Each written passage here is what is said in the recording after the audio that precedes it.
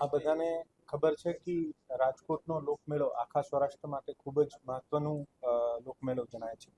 આપણી જન્માષ્ટમીના દિવસોમાં આપણે જે લોકમેળાનું આયોજન કરીએ છીએ, આ મેળાની તમામ તૈયારીઓ જે છે આ સમયાંતરે જે જુદા જુદા તબક્કાની કામગીરી કરવાની હોય આ કામગીરી ચાલી રહી છે. લગભગ 228 પ્લોટ્સ માટે AI, drone monitoring, central control room, નવા ડિઝાસ્ટર રૂટ અને બાઇક એમ્બ્યુલન્સ જેવી સુવિધાઓ સાથે આ લોકમેળો જે છે આને વધુ સુરક્ષિત, સુવ્યવસ્થિત અને આનંદદાયક બનાવવા માટે જિલ્લા વહીવટીતંત્રનો પ્રયત્ન છે.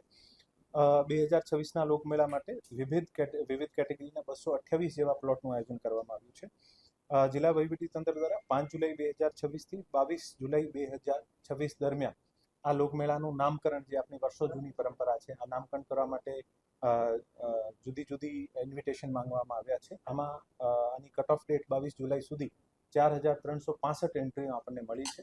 હવે આ એન્ટ્રીઓને શોર્ટ લિસ્ટિંગ કરીને પછી એક જે પણ છેલ્લી ઘડીએ પ્રક્રિયાના ફોલો કરીને આપણે નામકરણ કરવાની જે પદ્ધતિ છે આવનારા દિવસોમાં આપણે નામકરણ કરીને જાહેર કરવામાં આવશે. મુલાકાતીઓની સુરક્ષા અને આપત્તિ વ્યવસ્થાપનને સર્વોચ્ચ પ્રાથમિકતા આપીને સમગ્ર લોકમેળા વિસ્તારમાં વિશેષ ડેડિકેટેડ ડિઝાસ્ટર કોરિડોરની વ્યવસ્થા કરવામાં આવી છે.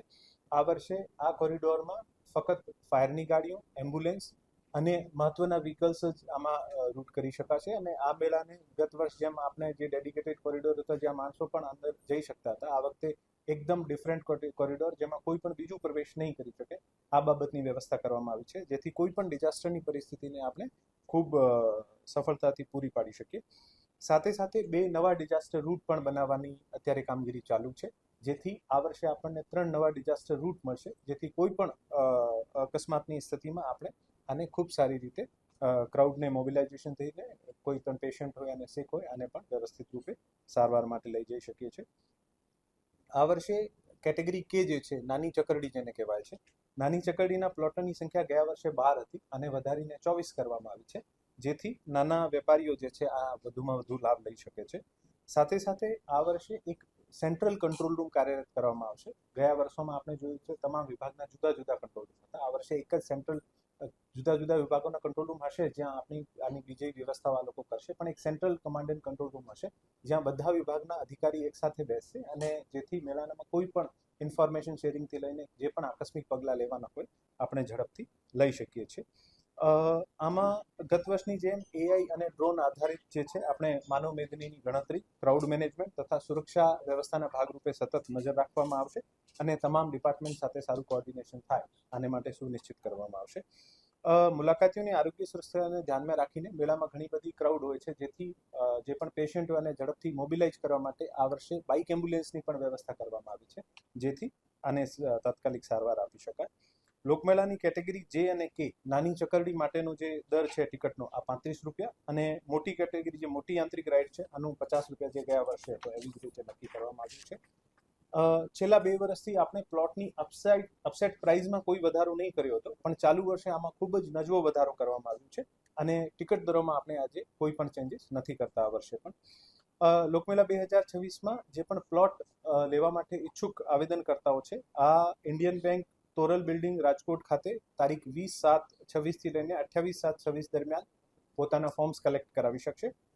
વિવિધ કેટેગરીના પ્લોટોની ફાળવણીની પ્રક્રિયા પારદર્શક રીતે હાથ ધરવા માટે કેટેગરી બી, સી, જે અને કેના પ્લોટનો ડ્રો જે છે આ 1/8/2026 તારીખમાં અને કેટેગરી એ અને B1ની પ્લોટની હરાજી જે છે આ 4/8/2026ના તારીખે, કેટેગરી ઈ, એફ, જી, એચના પ્લોટની હરાજીની તારીખ 5/8/2026 અને કેટેગરી એક્સના પ્લોટની હરાજીની તારીખ જે છે 6/8/26ના રોજ યોજવામાં આવશે.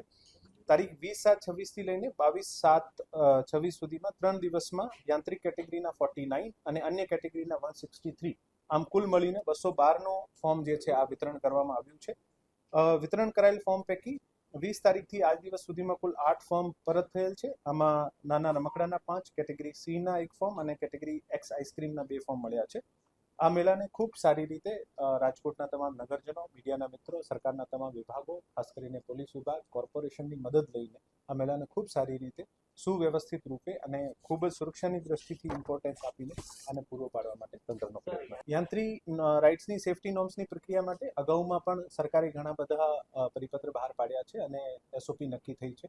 આ એસઓપી હજુ કાર્યરત છે. આમાં આ વર્ષે કોઈ પણ ચેન્જીસ નથી, જેથી જે ગયા વર્ષે આપણે પ્રક્રિયા ફોલો કરતા હતા આ વર્ષે પણ આ જ પ્રક્રિયા આપણે ફોલો કરીશું. જિલ્લા વહીવટી તંત્ર દ્વારા 10 થી 12 કલાકારોની યાદી બનાવીને રાજ્ય સરકારને મોકલવામાં આવી છે. ટુરિઝમ ડિપાર્ટમેન્ટ દ્વારા આવનારા દિવસોમાં જે પણ કલાકારોની યાદી ત્યાંથી નક્કી થશે એવી રીતે આપણે દરરોજ ખૂબ જ સુંદર સાંસ્કૃતિક કાર્યક્રમ કરવામાં આવશે. સાથે સાથે ઇન્ડિયન નેવીનો મુંબઈ વેસ્ટર્ન કમાન્ડમાંથી એક નેવી બેન્ડ પણ આવશે, જે અથવા તો મેળાના ફર્સ્ટ દિવસે નહીં તો પછી 5 તારીખે જે આ લોકોની અનુકૂળતા છે આ બેમાંથી કોઈ એક દિવસે જે છે આ નેવી બેન્ડનો પણ ખૂબ શાનદાર પ્રદર્શન છે. આ દર વર્ષે જેમ કરીએ છીએ આપણે, આમાં કોઈ નવી બાબત નથી. એવરી યર આપણે જેમ કરીએ છીએ એવી રીતે કરીએ.